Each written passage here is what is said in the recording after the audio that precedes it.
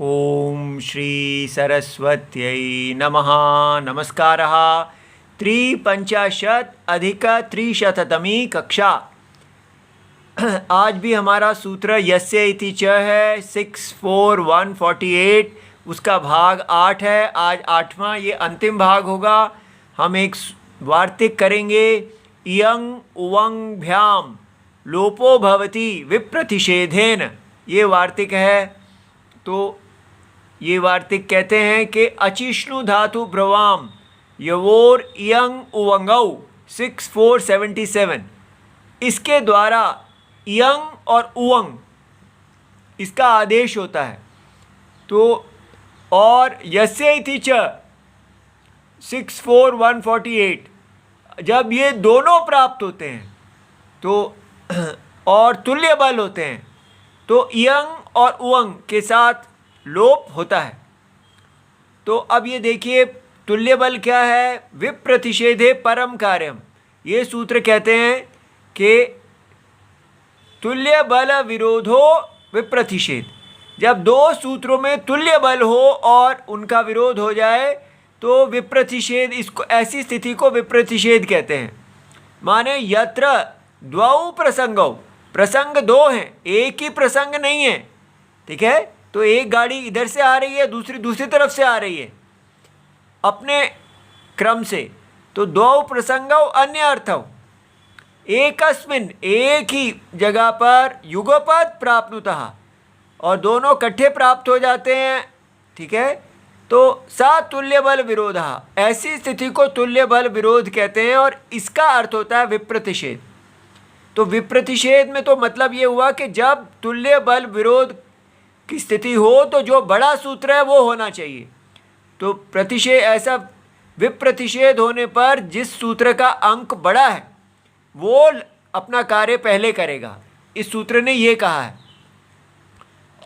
तो कहा गया कि उत्सर्ग अपवाद या नित्य अनित्य या अंतरंग बहिरंग, इसमें तुल्य बल विरोध नहीं होता, क्योंकि यहाँ पर तो बड़ा स्पष्ट है कि अपवाद जो है वो पहले कार्य करेगा, उत्सर्ग बाद में करेगा। इसी प्रकार इसको हम बाद में पढ़ेंगे। तो यहाँ पर तुल्य बलता नास्ति, ये तुल्य बल का स्थान नहीं है।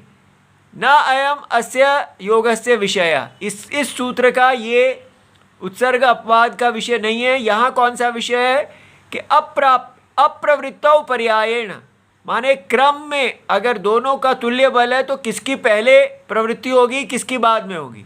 ठीक है, तो प्रवृत्तौ प्राप्तायाम वचनम आरभ्यते। अब यहाँ पर भी हमको देखना है कि जहाँ पर ये अचिष्णु धातु ब्रवाम और यस्य इतिचि इकट्ठे प्राप्त हो जाते हैं तो हम देखेंगे कि उनका कार्य कैसे होता है। अब ये देखिए अचिष्णु धातु ब्रवाम जो है युवोर इयंग उवंगौ 6477 में अंगस्य की अनुवृत्ति आ रही है। और ये अचि सप्तमी विभक्ति एक वचनम, श्नु धातु भ्रुवाम षष्ठी विभक्ति बहुवचनम है, और युवोहो षष्ठी विभक्ति द्विवचनम। तो इयंग उवंगौ, तो ये देखिए जो प्रथमा विभक्ति होता है वो तो आदेश होता है, और ये षष्ठी जो होता है उसके स्थान में। ठीक है, और सप्तमी जो होता है वो परतः, वो बाद में आने पर। इससे बड़ा सरल हो जाता है कि श्नु प्रत्यय अंतस्य, श्नु प्रत्यय कोई अंत वाला हो तो पहला ये, और दूसरा ईवर्ण उवर्णांत धातु हो। तो ये यू और वो जो है यू, ये धातु का विशेषण ही है। तो ईवर्णांत उवर्णांत धातु हो या भ्रू हो। इति एतस्य च अंगस्य, ऐसे अंग में इयंग उवंग च एतौ आदेशौ पर जो है अचिपरता आदेशौ अचिपरतः,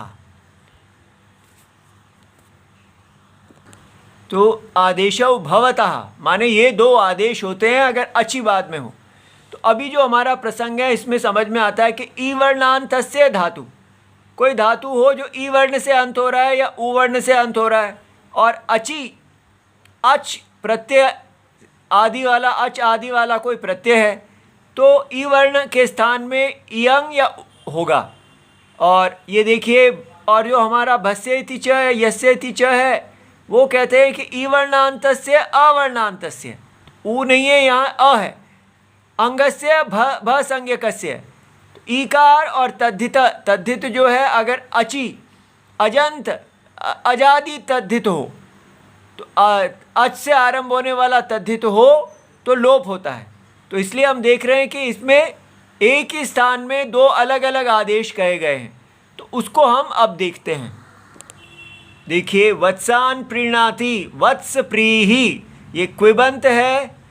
तस्य अपत्यम वात्स प्रेयः, बच्चों को प्रेम करता है जो वह वत्स प्रीहि, अर्थात कोई 4 पैरों वाला पशु हो, ठीक है, तो उसको, उसकी जो संतान है उसको वात्स प्रेयः कहते हैं। तो ये केवल शब्द 4 पैरों वाले पशु में ही लग सकता है। तो वत्स प्री के साथ ढंग प्रत्यय आया है। वो किससे आया है? ये चतुष्पादेभ्यो ढंग 14135, और इसमें ये सारे अनुवृत्ति सूत्र हैं।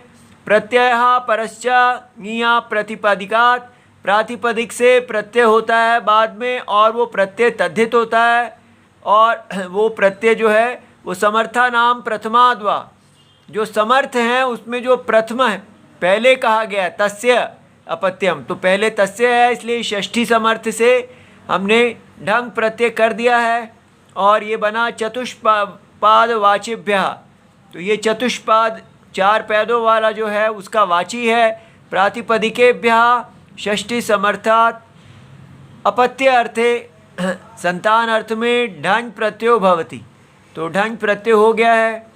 अब उसके बाद इससे वत्स प्री ढंग, अब क्या है कि ये जो ढ है इसके स्थान में ये ए आदेश होगा, तो आ य ने यिनी यह फ ढ ख छ धाम प्रत्यय आदि नाम 712 अंगस्य की अनुवृत्ति आ रही है।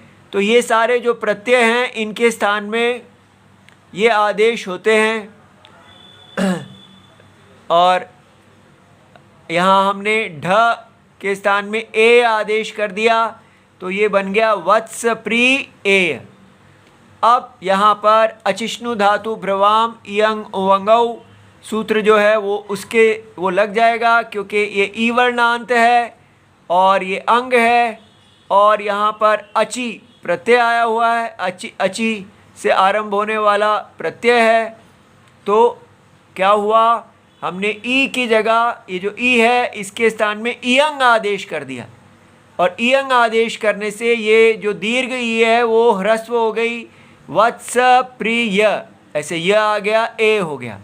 अब इसके बाद यहाँ पर इस यकार का लोप करना है, तो कैसे करेंगे? स्वादिषु असर्वनाम स्थाने, जो पूर्व है स्वादिषु से ये स्वादि है, और ये जो इससे पूर्व है शब्द, ये इसकी पद संज्ञा हो जाती है, और पद संज्ञा हो जाने पर संयोगांतस्य लोपः 6423 से संयोगांत जो पद है उसके जो अंतिम यकार का लोप हो गया, और हमारे पास जो है वो ये आ गया वत्सप्री।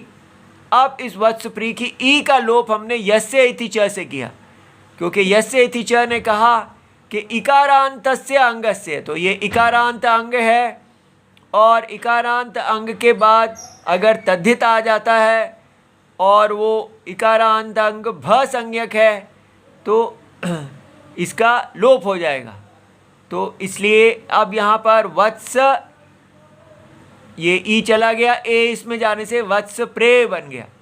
अब वत्स प्रे को तद्धितेषु अचाम आदेः, याद रहे कि ये ञ था, इसलिए यहाँ पर तद्धितेषु अचाम आदेः अचो निर्णीति से वृद्धि हो गई, तो वात्स प्रेय बन गया, और हमने रूप बना दिया वात्स प्रेयः इति। सर्वं शिवम प्रणाम।